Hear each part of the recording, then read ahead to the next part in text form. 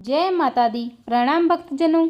आज मैं आपके लिए नवरात्रि के तीसरे दिन की कथा माँ चंद्रघंटा की कथा लेकर आई हूँ। माँ चंद्रघंटा का रूप बहुत ही सौम्य है। माता को सुगंध प्रिय है। उनका वाहन सिंह है। उनके 10 हाथ हैं। हर हाथ में अलग अलग शस्त्र हैं। नवरात्रि की तृतीया को देवी चंद्रघंटा की उपासना होती है। वे असुरी शक्तियों से रक्षा करती है।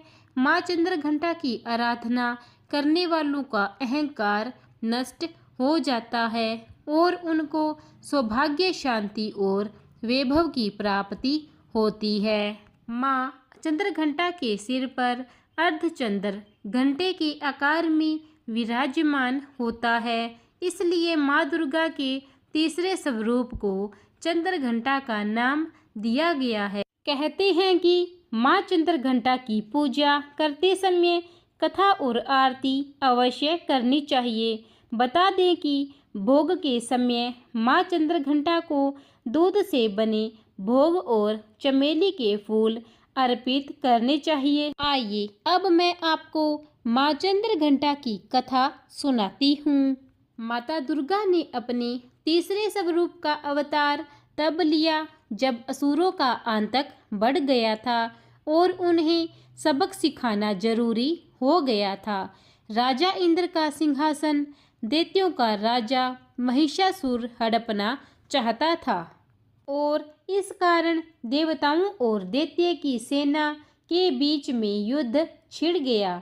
दानवराज महिषासुर स्वर्ग लोक पर अपना राज कायम करना चाहता था और इसी कारण सभी देवता परेशान थे।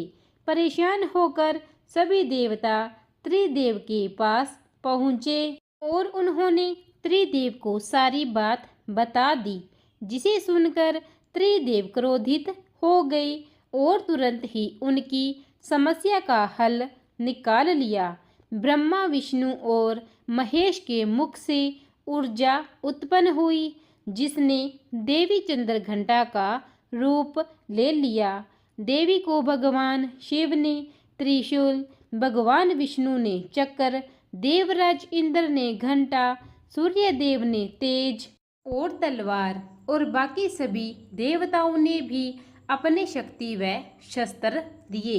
इसके बाद देवी का नाम चंद्रघंटा रखा गया। देवताओं को दानवों से बचाने और स्वर्ग का सिंहासन बचाने के लिए माँ चंद्रघंटा महिषासुर के पास पहुंच गई।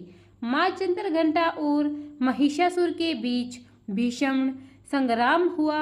अंत में माँ चंद्रघंटा ने महिषासुर का संहार कर दिया।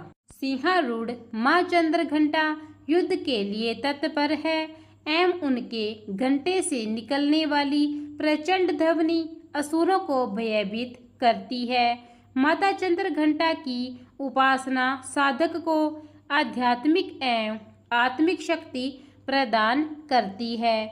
नवरात्रि के तीसरे दिन माता चंद्रघंटा की साधना कर दुर्गा सप्तशती का पाठ करने वाले उपासक को संसार में यश, कीर्ति एवं सम्मान मिलता है। माँ का स्वरूप अत्यंत सौम्यता एवं शांति से परिपूर्ण है। इनकी आराधना करने वाले में वीरता, निर्भयता के साथ साथ सौम्यता और विनम्रता का संचार उनके मुख, नेत्र तथा संपूर्ण काया में कांति गुण का विकास करता है। स्वर दिव्य हो जाता है एवं उसमें अलौकिक माधुर्य का वास होता है। इनके भक्त के आगमन से वातावरण में सुख शांति का संचार होता है। माना जाता है कि माँ की आराधना ओम देवी चंद्रघंटाए नमः का जप करके की जाती है। माँ चंद्रघंटा को सिंदूर, अक्षत, गंध, धूप, पुष्प आदि अर्पित करें और इस दिन दूध से बनी हुई मिठाई का भोग लगाने से माँ जल्दी प्रसन्न होती है। प्रेम से बोलिए माँ चंद्र घंटा की जय। प्रिय भक्तजनों, अगर कथा अच्छी लगी हो तो कथा को लाइक और चैनल को सब्सक्राइब जरूर करें। धन्यवाद।